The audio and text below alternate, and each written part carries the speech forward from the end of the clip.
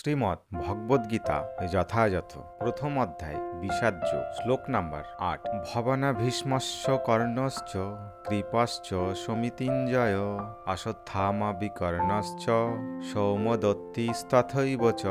শব্দার্থ ভবান আপনি স্বয়ং, ভীষ্ম পিতামহ ভীষ্ম, চ ও কর্ণ কুন্তিপুত্র কর্ণ, চ এবং কৃপাচার্য, চ এবং সমিতিঞ্জয় সর্বদা সংগ্রামে বিজয়ী, অশ্বত্থামা দ্রোণাচার্যের পুত্র অশ্বত্থামা, বিকর্ণ দুর্যোধনের ভ্রাতা বিকর্ণ, চ ও সৌমদত্তের পুত্র ভূরিশ্রবা, তথা এবং অবশ্যই, চ ও অনুবাদ সেখানেই রয়েছেন আপনার মতোই ব্যক্তিত্বশালী ভীষ্ম, কর্ণ, কৃপা, অশ্বত্থামা, বিকর্ণ ও সোমদত্তের পুত্র ভূরিশ্রবা, যারা সর্বদা সংগ্রামে বিজয়ী হয়ে থাকেন। তাৎপর্য: পাণ্ডব পক্ষের রথী মহারথীদের বর্ণনা করার পর দুর্যোধন তার সপক্ষে যে সমস্ত বীরেরা যোগদান করেছেন তাদের বর্ণনা করেছেন। বিকর্ণ হচ্ছেন দুর্যোধনের ভাই, অশ্বত্থামা হচ্ছেন দ্রোণাচার্যের পুত্র এবং সৌমদত্তি বা ভূরিশ্রবা হচ্ছেন